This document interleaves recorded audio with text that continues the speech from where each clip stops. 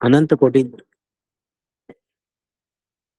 सर्वप्रथम मैं अपने दीक्षा गुरु नित्य लीला प्रविष्टा श्री श्रीमद् भक्ति वेदांत नारायण गोस्वामी महाराज जी के अभय चरण कमलों में अनंत कोटि दंडवत प्रणाम ज्ञापन करता हूँ। उनकी अहेतु की कृपा की वांछा करता हूँ।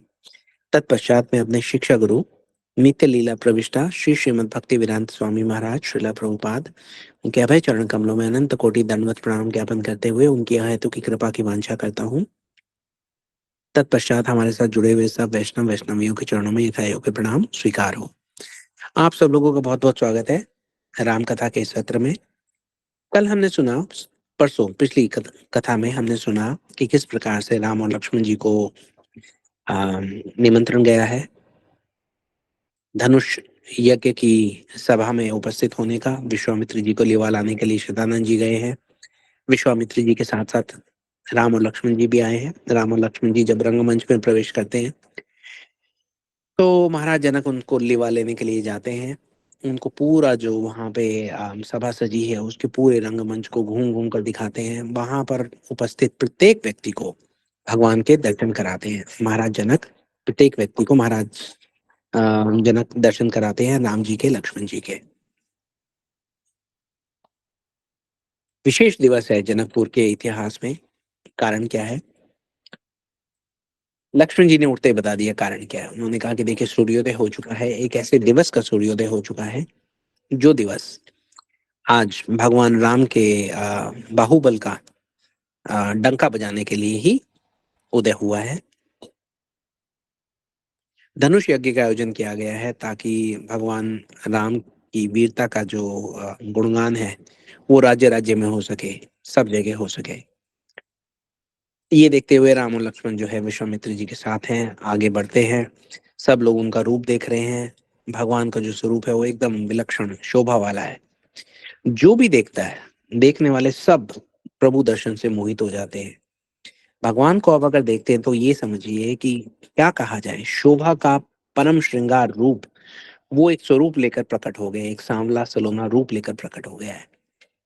चारों तरफ जो है वो नगाड़े बजने लगते हैं। भगवान जहां जहां से जा रहे हैं, देखिए बहुत अद्भुत सामंजस्य बना हुआ है यहाँ पे, श्रृंगार रस का और वीर रस का, है ना। वीर रस जो है वो श्रृंगार रस की पुष्टि कर रहा है। नगाड़े हैं, बज रहे हैं। नगाड़े बजने का मतलब ये है कि वीर रस का आह्वान किया जा रहा है।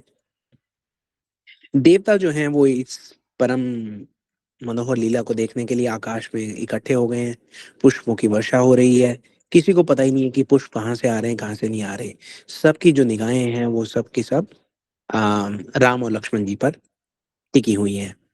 अच्छा, अब जैसे ही राम और लक्ष्मण जी वहां पे जा रहे हैं और अपने स्थान की ओर बढ़ रहे हैं तो वो सारे राजा जो वहां पर धनुष यज्ञ में भाग लेने के लिए आए हुए हैं, अपने अपने अहंकारवश बैठे हुए थे, लेकिन जैसे ही राम और लक्ष्मण जी को देखा तो स्वतः ही उठ गए। बैठे हुए थे, उठ गए। हम्म। और अब ये सब इतने सारे जो लोग बैठे हैं उसमें ज्यादातर लोग जो हैं वो भगवान के भक्त हैं, अलग अलग रस के भक्त हैं।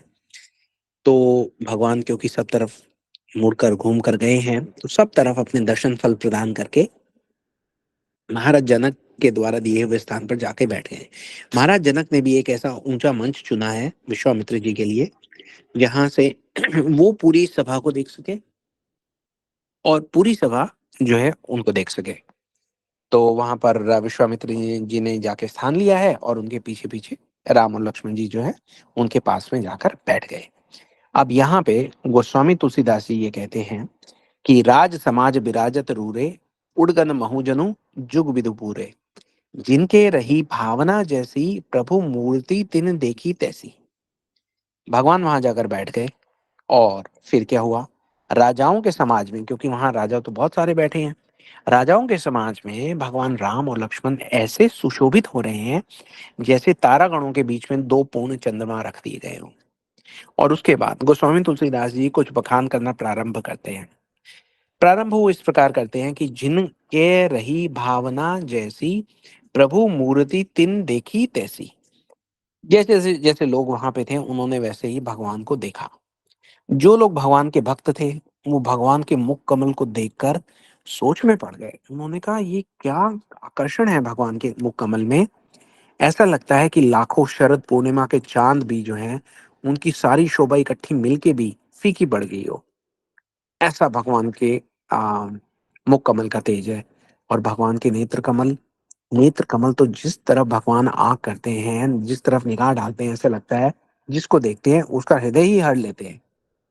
भगवान की जो चितवन है वो सबके मन को बहुत भाती है। ललाट पर सुंदर तिलक लगा हुआ है, सबकी जो निगाहें हैं वो उस ओर खींची चली जा रही है। वहां पर आप, क्योंकि गोस्वामी तुलसीदास जी ने ये कहते हैं कि जिनकी जैसी भावना थी, प्रभु की मूर्ति उन्होंने वैसे ही देखी। तो इतने सारे राजा वहां पे इकट्ठे हैं, जो राजा वास्तव में वीर थे, वो वीरों का सम्मान करना जानते थे। तो जब उन्होंने भगवान राम और लक्ष्मण जी को देखा, तो उनको सबको ऐसा लगा जैसे साक्षात वीर रस ही एक शरीर को धारण करके आ गया है। क्या और क्या अद्भुत सुंदर शरीर है। वीर रस है, लेकिन सुंदरता का वहां पे बखान हो रहा है कि हाथ में धनुष है, कंधे पे तुणीर है, उन्होंने फेटा कस के बांधा हुआ है, तुणीर में जो है धनुष रखे, वो बाण रखे हुए हैं। क्या वीरता है। एकदम गज के जैसी चाल है। हम्म। सिंह के जैसी कमर है। बहुत सुंदर बखान किया गोस्वामी तुलसीदास जी ने। वहीं पे उस सभा में कुछ जो है वो दुष्ट राजा भी थे। पहले तो उन्होंने ये कहा कि जो वीर रस के जो राजा थे, देखई रूप महारणधीरा मनहु वीर रसु धरे शरीरा। जो रणधीर थे, जो वीर थे, उन्होंने देखा कि वीर रस जो है वो एक शरीर धारण करके आ गया है। उसके बाद जो कुटिल लोग थे, डरे कुटिल नृप प्रभु ही निहारी मनहु भयानक मूर्ति भारी। जो कुटिल राजा थे वो प्रभु को देखकर डर गए, उनको लगा वो मानो कोई बड़ी भयानक मूर्ति आ गई है ना। दुष्ट लोग हैं, उनको ऐसे लगे भगवान। और वहां पे कुछ असुर भी आए हुए थे राजाओं के वेश में, है ना, छल में। रहे असुर छल छोनिप वेशा, तिन प्रभु प्रगट काल सम देखा। पुरबासिन देखे दो भाई, नर भूषण लोचन सुखदाई। छल से जो वेश बदल कर वहां पे राक्षस राजाओं के वेश में बैठे हुए थे, उन्होंने जब प्रभु को देखा तो उनको सामने साक्षात काल दिखाई दिया, है ना। और जो नगरवासी थे, नगरवासी तो भाग भाग कर इकट्ठे हुए थे कि वो आएंगे और भगवान राम और लक्ष्मण के रूप का स्वादन करेंगे। तो जब उन्होंने देखा, तो दोनों भाइयों को उन्होंने मनुष्यों के भूषण रूप में और नेत्रों को सुख देने वाला देखा, है ना। उन्होंने ये कहा कि भाई, हमारे नेत्रों का फल तो केवल इनका दर्शन ही है, ऐसा उन्होंने सोचा। उनके साथ साथ जो नगर की स्त्रियां थी वो भी आ गई थी। वो हृदय में हर्षित होकर अपनी अपनी रुचि के अनुसार उन्हें देख रही हैं, मानो श्रृंगार रस ही परम अनुपम मूर्ति धारण किए सुशोभित हो रहा हो। देखिए, जब सुखदेव गोस्वामी ने श्रीमद् भागवतम में भी बताया, अ, इसी वृत्तांत को जब वो बता रहे थे, तो वहां पे उन्होंने केवल यही कहा, श्रृंगार रस का वर्णन किया था। लेकिन यहाँ पे गोस्वामी तुलसीदास जी ने वात्सल्य के बारे में बताया है कि जो नारियां हैं, जो बड़ी नारियां हैं, वो जब भगवान राम लक्ष्मण को देखती हैं, तो उनके मन में वात्सल्य रस जो है वो उमड़ उमड़ कर आ रहा है। और बाकी जो नारियां श्रृंगार रस में देखती हैं, उनको लगता है अरे राम लक्ष्मण जी तो इनके आगे क्या कहें कि करोड़ों करोड़ों कामदेव जो हैं उनकी उपमा भी कम जान पड़ती है। हम्म। तो यहाँ पर गोस्वामी तुलसीदास जी कहते हैं, निज निज रुचि अनुरूप, अपनी अपनी रुचि के अनुरूप उन्होंने देखा। अच्छा, वहां पर बहुत सारे ज्ञानी भी बैठे हुए थे। विदूषण प्रभु विराटमय दीसा, बहुमुख कर पग लोचन सीसा। जनक जाति अवलोकही कैसे, सजन सगे प्रिय लागई जैसे। जो इतने विद्वान थे, ज्ञानी थे, उनको प्रभु जो है विराट रूप में दिखाई दिए। विराट रूप का मतलब है कि प्रभु का विराट रूप उनको दिखाई दिया। बहुत सारे मुख हैं, अनेक रूप है, असंख्य हाथ हैं, नेत्र हैं, सर हैं। जैसे भगवान ने अम, महाभारत के रूप में, महाभारत के युद्ध में अर्जुन को अपना विराट रूप दिखाया था, वैसा ही विराट रूप जो है सब ज्ञानियों को अब देखने को मिल रहा है। और जो जनक जी के परिवार के लोग थे, उनके जो कुटुंबी थे, उन्होंने प्रभु को कैसे देखा, उनको देखकर ऐसे लगा जैसे कोई अति प्रिय परिवारजन, कोई बहुत ही सगे सजन संबंधी जो हैं, जो बहुत प्रिय हों, अति प्रिय हों, वो उनसे मिलने के लिए आ गए, ऐसा उनको लगा, है ना। जनक की जो रानियां थी, सुनैना देवी जो है वहां पे, उनके मन में जो है वो एकदम शुद्ध वात्सल्य, मधुर वात्सल्य जो है वो प्रकट हो रहा है। वो राम और लक्ष्मण जी को अपने बच्चों के समान देख रही हैं। ऐसी प्रेम प्रीति उनके मन में उमड़ रही है, जिसका वर्णन गोस्वामी तुलसीदास जी कहते हैं कि वो किया नहीं जा सकता। जनक जी का तो क्या कहें, हर्ष का कोई उनको ठिकाना ही नहीं है। योगियों को जोगिन परम तत्वमय भाषा, शांत शुद्ध सम सहज प्रकाशा। योगियों को जो भगवान है वो कैसे लगे? योगियों को भगवान एकदम शांत शुद्ध सम स्वतः प्रकाश परम तत्व के रूप में दिखे। उन्होंने जब देखा, क्योंकि योगी क्या देखते हैं भगवान को? एकदम अखंड एक रस अद्वितीय शांत शुद्ध परम ब्रह्म के रूप में उन्होंने देखा कि अरे भगवान के दर्शन हो रहे हैं। लेकिन कैसे दर्शन हो रहे हैं? परम ब्रह्म के रूप में। जो भगवान के भक्त थे, है ना, उन्होंने देखा कि अरे ये तो हमारे इष्ट आ गए। हरि भक्तन देखी दो भ्राता, इष्ट देव इव सब सुख दाता। राम ही चितव भाई जय सिया, सो सनेहु सुख नहीं कथनिया। तो भगवान के भक्तों ने जब भगवान को देखा तो उनको तो सब प्रकार के सुख देने वाले भगवान प्रतीत हुए। और जब भक्तों की बात करें तो गोस्वामी तुलसीदास जी यहाँ पे भक्ति देवी की भी बात कर रहे हैं। भक्ति देवी कौन है? भक्ति देवी तो हमारी सीता मैया ही है। तो सीता मैया ने जब भगवान राम को देखा तो वो ये कहते हैं कि वो स्नेह और सुख तो कहने में आ ही नहीं सकता। गोस्वामी तुलसीदास जी ने अपनी कलम रख दी, बोले मैं क्या कहूँ। जब सीता जी राम जी को देख रही हैं तो उनको जो सुख मिल रहा है उसको तो मैं बखान कर ही नहीं सकता। उन्होंने अपनी जो कलम है वो नीचे रख दी, बोले ये मैं नहीं बता सकता कि उनको क्या सुख प्राप्त हो रहा है ना। कैसे कहें उस सुख के बारे में? ऐसा लग रहा है जैसे एक शरीर से प्राण निकल गए थे, वो वापस प्राण उसमें उस शरीर में लौट आए हैं। तो इस प्रकार से जिसका जो जो भाव था उस भाव में उन्होंने श्री रामचंद्र जी को देखा। तो अब राम लक्ष्मण जी जो हैं आके बैठ गए हैं। अभी हमने देखा कि सबसे ऊंचा एक मंच बनाया गया है विश्वामित्र जी के पीछे। तो विश्वामित्र जी के पीछे जो, सॉरी, सबसे ऊंचा मंच बनाया गया है, वहां पर विश्वामित्र जी आकर बैठे हैं और उनके पीछे जो है राम और लक्ष्मण जी बैठ गए हैं। अब ये जो मंच है ये ऐसी जगह पे है जहाँ पे सब लोग उनको देख रहे हैं। तो सब लोग जब भगवान राम को लक्ष्मण जी को देखते हैं तो उनको ऐसा लगता है कि राम जी और लक्ष्मण जी उन्हीं को देख रहे हैं। प्रत्येक व्यक्ति को ऐसा ही लगता है कि भाई हमें ही देखने के लिए बैठे हैं, ये और किसी कार्य से तो आए नहीं है, ये तो केवल और केवल हमें अपने दर्शन देने की कृपा करने के लिए ही आए हैं। और जब वो ये ऐसा सोचते हैं तो ब्रह्मांड की सब शोभा सिमट कर ऐसा लगता है कि आज उसे एक मंच पर प्रस्तुत हो गई है। और भगवान राम का रूप क्या कहें उसका, गहरा नील वर्ण काले घुंघराले केश, जो वहां पे भंवरे मंडवा रहे थे उनको लगा कि अरे ये घों घों घों घों कर रहे हैं वो। उनको सबको ऐसा लगता है कि मान लीजिए बरसात होने को है ना। काले काले जो मेघ है वो इकट्ठे हो गए हैं। और ऐसा देखकर जो मोर है वो अपना नृत्य जो है वो प्रारंभ कर देते हैं। हम्म। भगवान का ये रूप है, गले में तुलसी की माला है। ऐसा लगता है तीनों लोगों की सुंदरता आज इन दोनों भाइयों में मानो सार गर्भित हो गई हो। हम्म। उनकी जो सुंदर चितवन है कामदेव के भी मन को हरने वाली है, हृदय को बहुत प्यारी लगती है। लेकिन गोस्वामी तुलसीदास जी कहते हैं कि क्या है जो भी है मैं वर्णन नहीं कर सकता उसका, है ना। हालांकि वर्णन कर रहे हैं और इतना सुंदर वर्णन कर रहे हैं कि हमारा हृदय ये कितना हर्षित हो रहा है। लेकिन गोस्वामी तुलसीदास जी कह रहे हैं कि ये मैं जो भी वर्णन कर रहा हूँ ये तो ना के बराबर है। मैं तो ये प्रयास भी जो है मेरा विफल है। इतना भगवान के व्यक्तित्व में आकर्षण है। तो खैर भगवान ने, जैसा अभी हमने सुना, कि सबको ऐसा लगा कि भगवान ने उन्हीं को देखा, उन्हीं के साथ भगवान का संवाद हुआ। ऐसा इसलिए हुआ क्योंकि भगवान ने सबको सबकी भावना के अनुसार व्यवहार दिया। जिसका जैसा भाव था भगवान ने सबको उसी भाव से संतुष्ट किया। जैसे कि हमने अभी कहा कि सब जितने भी वहां पे वीर राजा थे एकत्र हुए थे, वो समझ गए। हम्म। वो ये समझ गए कि भाई ये जो शिव चाप है इसको भगवान राम ही तोड़ेंगे, और ये तोड़ेंगे ही तोड़ेंगे। और तोड़े या ना तोड़े, जानकी जी जो हैं वरमाला अगर किसी को पहनाए तो इन्हीं को पहनाए, इनके अलावा किसी को नहीं पहनाए। हम तो केवल यहाँ पर इनकी जय जयकार करने की प्रतीक्षा में ही बैठे हैं। ऐसा उनके मन में विचार आ रहा है।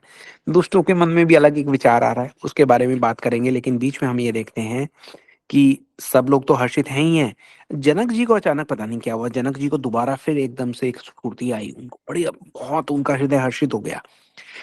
भागकर गए विश्वामित्र जी के पैर पकड़ लिए उन्होंने।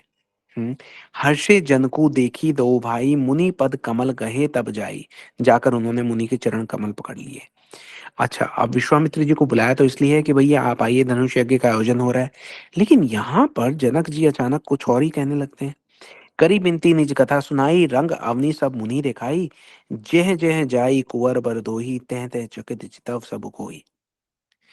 वो उनको अपनी पूरी कथा सुनाने लग गए। विश्वामित्र जी को कहने लगे, विश्वामित्र जी, इस यज्ञ का मैंने आयोजन इसलिए किया है कि मुझे अपनी पुत्री के लिए योग्य वर की तलाश है, और जो इस धनुष को उठाएगा वो उनके योग्य वर होगा। अरे भाई, विश्वामित्र जी को तो पता ही है, आपने कुमकुम पत्रिका भिजवाई थी, उनको बुलाया था, विश्वामित्र जी ने तो पूरी की पूरी कथा राम जी को रास्ते में सुना दी है, फिर आप राम जी को दोबारा सुना रहे हैं। ये मान लीजिए, ऐसा समझा जाना चाहिए कि जनक जी जो है वो एक प्रकार से प्रार्थना कर रहे हैं, वो ये कह रहे हैं, वो ये सोच रहे हैं कि विश्वामित्र जी, आपके साथ राम जी लक्ष्मण जी आ तो गए हैं, लेकिन ये यहाँ पर पता नहीं इसमें धनुष यज्ञ में भाग लेने के लिए आए हैं कि नहीं आए हैं। लेकिन आप मेरे हृदय की बात जान लीजिए, मैं आपको बता रहा हूँ कि मैंने यहाँ का ये जो पूरा का पूरा आयोजन किया है, ये अपनी पुत्री के लिए योग्य वर की तलाश के लिए किया है। उस खोज को आप पूरा कर सकते हैं, आप आशीर्वाद दीजिए, मैं आपके चरणों में प्रणाम करता हूँ। ऐसा जनक जी ने विश्वामित्र जी को कह दिया। हम्म। तो ठीक है जी, कह दिया, कोई बात नहीं, आगे बढ़ते हैं। अब हमने देखा कि जितने भी वो जो थे वीर राजा थे, उन्होंने तो कह ही दिया, एक दूसरे से बात करने लग गए। वो ये कहते हैं कि देखिए, ये अभी अभी रंगमंच में जिनका प्रवेश हुआ है ना, ये ही हैं जो सिया जी के योग्य वर हैं, है ना। हमने तो अपनी हार मान ली है, हमारे मन में तो विश्वास हो गया है कि रामचंद्र जी ही धनुष को तोड़ेंगे, इसमें कोई संदेह नहीं है। हम्म। और जैसा अभी उन्होंने कहा, उन्होंने ये कहा कि अगर इस शिव शाप को ये तोड़े ना, तो भी हम यही चाहते हैं कि सीता जी श्री रामचंद्र जी के गले में ही जयमाल डालें, है ना। हम तो केवल अपनी पराजय की और राम जी के विजय की प्रतीक्षा में यहाँ पे बैठे हैं। हम्म। तो अच्छा, वहां पर दूसरे राजा भी थे जो बिल्कुल ये समझा जाना चाहिए कि अविवेकी थे, अभिमानी तो वो थे ही, अहंकारी थे, मूढ़ थे। तो ऐसे विचार जब ऐसे अभिमानी राजाओं ने सुने, तो वो क्या कहते हैं, वो ये कहते हैं, कमाल की बात कर रहे हो तुम, इतने राजा आए, इतने राजा गए, वो धनुष को तोड़ नहीं पाए, तो ये दो किशोर बालक हैं, ये क्या धनुष को तोड़ पाएंगे। बोले, पहली बात तो ये धनुष को तोड़ ही नहीं पाएंगे, दूसरी बात, अगर इन्होंने धनुष तोड़ भी दिया तो हम इनका ब्याह होने नहीं देंगे। देखिए, ये है अभिमान, ये है अहंकार, ये है अविवेक, ये है मूर्खता, जो ये नहीं समझ पा रहे कि भगवान सामने होते हुए भी भगवान को नहीं मान पा रहे। क्यों, ऐसा क्यों होता है। देखिए, हमारे यहाँ वैष्णव गणों ने बहुत सुंदर सुंदर टीके दिए हैं कि भगवान के स्वरूप को देखकर भी उसके ऊपर भी प्रश्न चिन्ह लगा देना। कल किसी से हम बात कर रहे थे, वो ये कहने लगे कि हमने कहीं पढ़ा है कि जब जिस वक्त स्वयंवर हुआ था, सीता जी ने जब वरमाला पहनाई थी, उस समय सीता जी की जो उम्र थी वो 6.5 साल थी। तो वो अब ये बहस करने में लगे कि भाई 6.5 साल तो बहुत कम उम्र है ना। तो उनको फिर ये हमने समझाना पड़ा कि देखिए, 6 साढ़े 6 साल की उम्र जो आप देख रहे हैं, पहले आप ये देखिए कि वो किसकी उम्र है। वो सीता जी की उम्र है। हमने कहा, क्या वो सीता जी कोई साधारण बालिका है। तो बोले, हाँ, जैसे बालिका होती है वैसे ही है। हमने कहा, नहीं, साधारण बालिका नहीं है। आप क्वालिफाइड होइए हरी कथा को समझने के, फिर टिप्पणी करना शुरू कीजिए। हमने कहा, साधारण बालिका को आप एक बक्से के अंदर बंद करके जमीन के नीचे दबा दीजिए कुछ साल के लिए, तो वो क्या वापस निकलेंगी। बोले, नहीं, वो तो 5 मिनट में ही वो तो सरवाइव नहीं करेंगे, वो तो बच नहीं पाएंगी। हमने कहा, यहाँ सालों साल, और उसके बाद उस पेटी को जब निकाला गया जिसमें सीता जी थी, धरती के नीचे दबी हुई पेटी में मंजूषा को जब खोला गया तो उसमें सीता जी निकली। और उस मंजूषा से इतना प्रकाश, इतना तेज निकल रहा था, ऐसा लग रहा था एक सूरज तो आसमान में है और 100 सूरज जो है आज जमीन के नीचे है, धरती के अंदर है। तो ये ऐसे तो सीता जी निकल के आई थी, और सीता जी निकल के आई है तो कोई साधारण बालिका नहीं है। वो 6 वर्ष की ऐसी नहीं दिखती जैसे आज के 6 वर्ष के बालक दिखते हैं। ये हम सतयुग की बात कर रहे हैं और सीता जी की बात कर रहे हैं, है ना। उनके लिए समय क्या है, समय तो उनकी एक विभूति है, उन्होंने बनाई है। उन समय उनके हिसाब से चलता है, वो समय के हिसाब से नहीं चलते।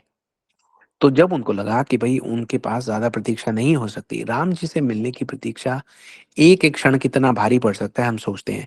तो हमारे लिए तो 6 साल एक नंबर है, 6.5 साल एक नंबर है। लेकिन यहाँ पर सीता जी जो है, क्योंकि भगवान की शक्ति है, इसलिए उनको 6 साल की बालिका नहीं मानना चाहिए।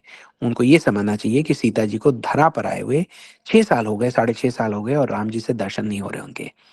इसलिए साढ़े 6 साल की जो एक आम व्यक्ति सोचता है कि उम्र है, एक आयु है, यहाँ पर हम लोग ये समझते हैं कि साढ़े 6 साल की प्रतीक्षा है, आयु नहीं है। सीता जी की आयु नहीं होती, राम जी की आयु नहीं होती, वो समय के प्रभाव के अंदर नहीं है, समय उनकी एक विभूति है, उनके आदेश पर चलने वाला है। तो चलिए आगे चलते हैं। तो ये जो अभिमानी, अहंकारी, अविवेकी, मूढ़ लोग हैं, वो ये कहते हैं कि हम इनका विवाह नहीं होने देंगे। तो देखिए जो भक्त लोग हैं, वो इन मूर्खों पर हँस रहे हैं, है ना? क्यों? क्योंकि उनको तो भविष्य दिखाई दे गया। उन्होंने तो देख लिया, समझ लिया, ये कह भी दिया है कि इस धनुष को अगर कोई तोड़ेगा तो राम जी ही तोड़ेंगे।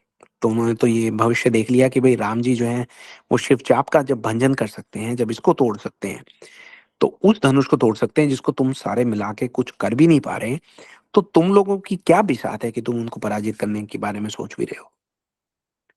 तुम लोग कौन हो जिनके मिलन को स्वयं शिव जी ने स्वीकृति दी है? शिव जी जिनके मिलन कराने के लिए अपने स्वरूप को अ अ, आप ये समझिए कि उसको दाह करने को तैयार हैं, उनको रोकने वाले तुम कौन हो गए? तो ऐसे जो भक्त हैं वो ये बता रहे हैं कि भैया तुम लोग अहंकारी लोगों को ये कह रहे हैं कि तुम लोग सीता जी को जगत जननी जानो, है ना? और राम जी को भगवत स्वरूप जानकर अपने जीवन को सफल कर लो, इनके दर्शन कर लो। तुम तो बस ये समझो कि तुम्हारा जो जीवन था, आज की प्रतीक्षा में ही था। आज तुम्हारा जीवन सफल हुआ, इनके दर्शन करके अपने हृदय में इनकी छवि को बसा लो।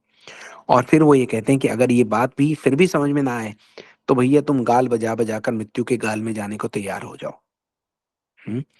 तो इस जगत में भी हम ये देखते हैं कि ज़्यादातर लोग जो हैं, वो यही करते हैं। भगवान को समझते नहीं, भगवान की शक्ति को समझ नहीं पाते। हुँ?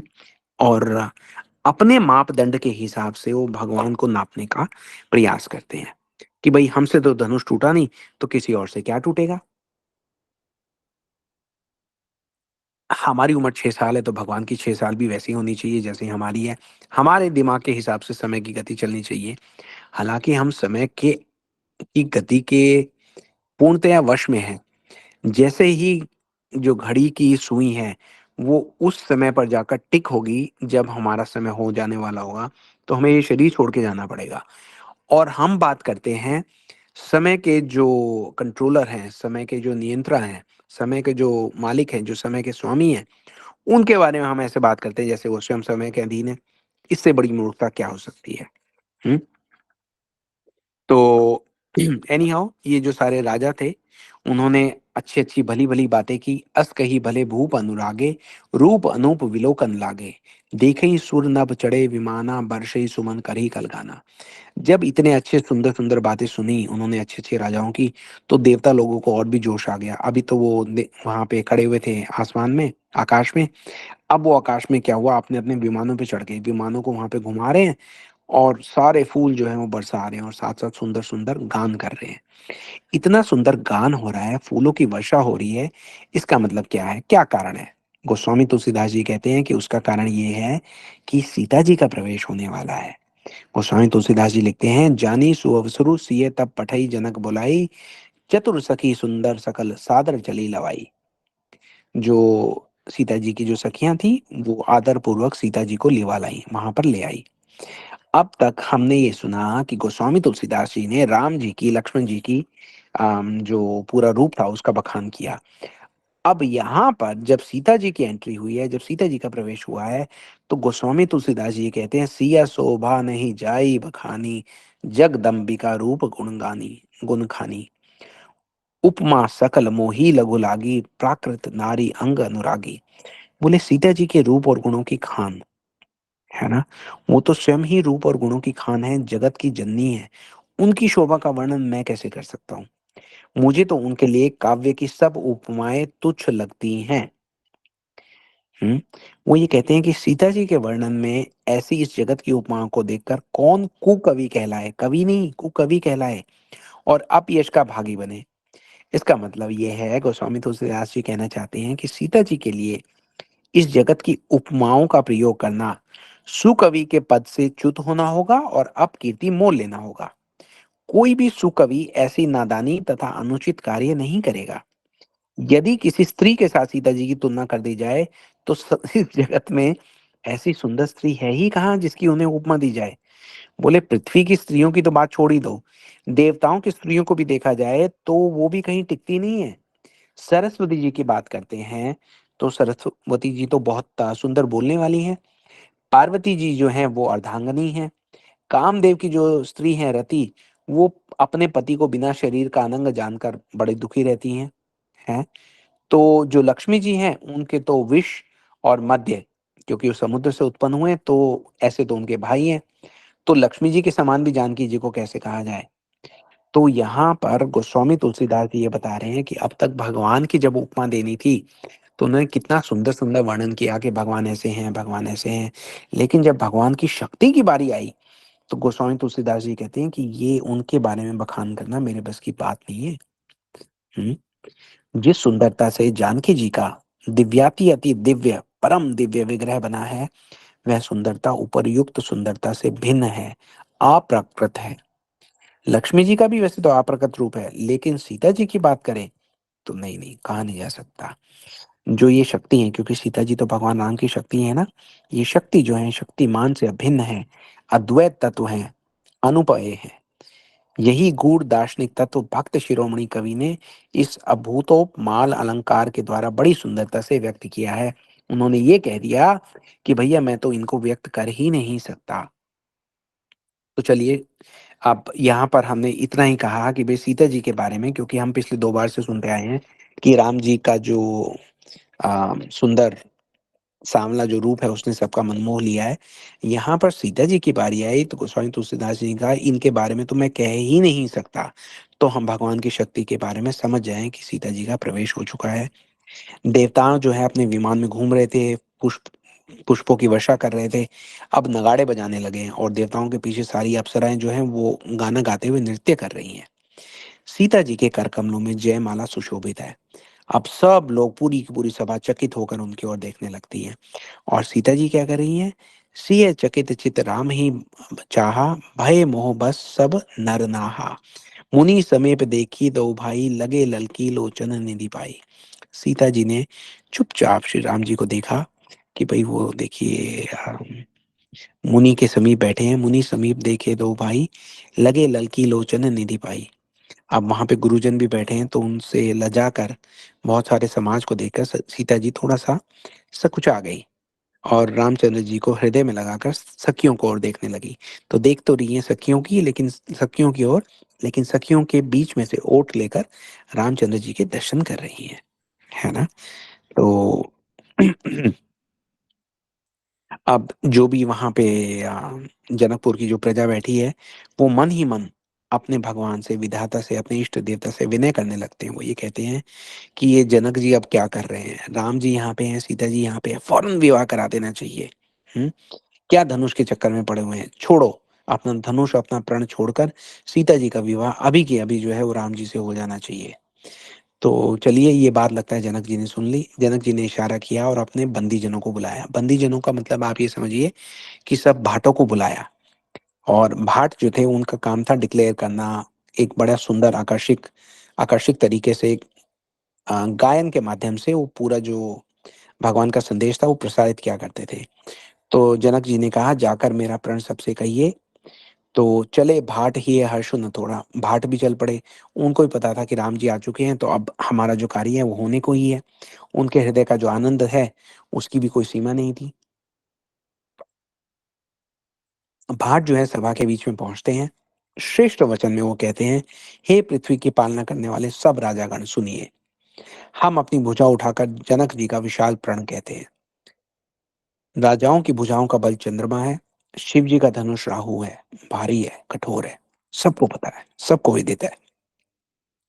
बड़े भारी योद्धा रावण और बाणासुर भी इस धनुष को देखकर चुपके-चुपके से चलते बने।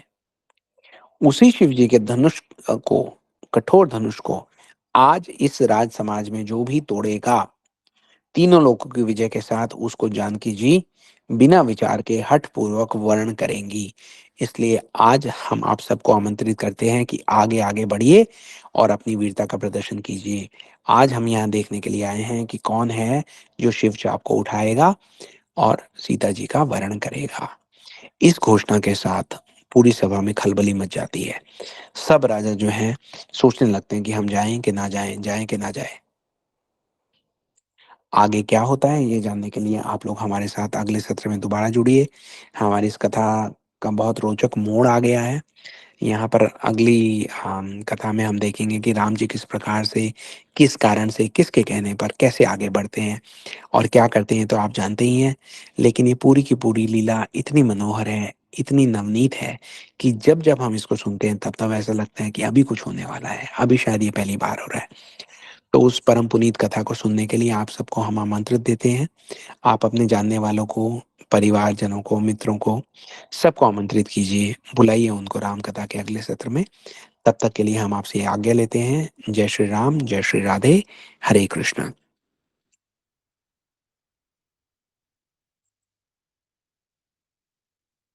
हरे कृष्णा जी, धन्यवाद। दंड प्रणाम दीदी, हरे कृष्णा जी। किसी का अगर प्रश्न हो तो हम बात कर सकते हरे हैं, कृष्णा, अदरवाइज जी हरे दंडवत कृष्णा जी। प्रणाम गुरुजी। दंडवत प्रणाम दीदी। किसी का कोई प्रश्न है तो वो हैंड रेज कर सकते हैं। हरे कृष्णा प्रभु जी, दंडवत प्रणाम। जी दंडवत प्रणाम दीदी। आप कुछ पूछना चाह रही हैं, कहना चाह रही हैं? नहीं, बस मैं आपको प्रणाम करने के लिए करा। जी, आपके द्वारा दिया गया प्रणाम मैं गुरु जी के चरणों में रखता हूँ। आप आशीर्वाद दीजिए ताकि हम कथा की ऐसी सेवा करते रहें। गुरु जी का आशीर्वाद है ना। जी धन्यवाद दीदी। आपको कथा कैसी लग रही है, अच्छी लग रही है? कथा तो, राम कथा तो है ही अच्छी, और एक सुनाने वाले के ऊपर डिपेंड करता है, तो इसलिए कथा तो बहुत ज्यादा ही अच्छी है। जी, सुनने वाले के भाव पे निर्भर करता है। सुनाने सुनाने वाले के वाले पास की सुनाने वाले के भी भाव होते हैं, सुनाने का एक मतलब तरीका होता है, सुनाने की मतलब भाव सबसे ज्यादा है, और फिर तरीका तो है ही बहुत अच्छा। इसलिए जी कथा तो अभूतपूर्व है, उसके कुछ बयान नहीं कर सकते। जी, ये आपका स्नेह है, आपका आशीर्वाद है, उसके लिए आपका बहुत बहुत धन्यवाद। अदरवाइज कहने वाले के पास ना तो भाव है, ना योग्यता है, ना वाणी है। धन्यवाद आपका भी जो इतनी अच्छी कथा सुना रहे। जी धन्यवाद दीदी, सब गुरु जी का आशीर्वाद है, उनके आदेश पर हो रहा है। ठीक है। हरे कृष्णा प्रभु जी, दंडवत प्रणाम। हरे कृष्ण दीदी, दंडवत प्रणाम जी। एक किसी ने हैंड रेज किया हुआ है, शायद प्रदीप प्रभु जी है, उनसे बात की जाए। हरे कृष्णा, प्रदीप सोलंकी प्रभु जी। हरे कृष्ण प्रभु जी। हरे हरे कृष्णा कृष्णा। दीदी। प्रभु जी हरे कृष्णा आपने दीदी। अभी ये बताया था ना, लक्ष्मी और सीता माता वो अलग अलग हैं।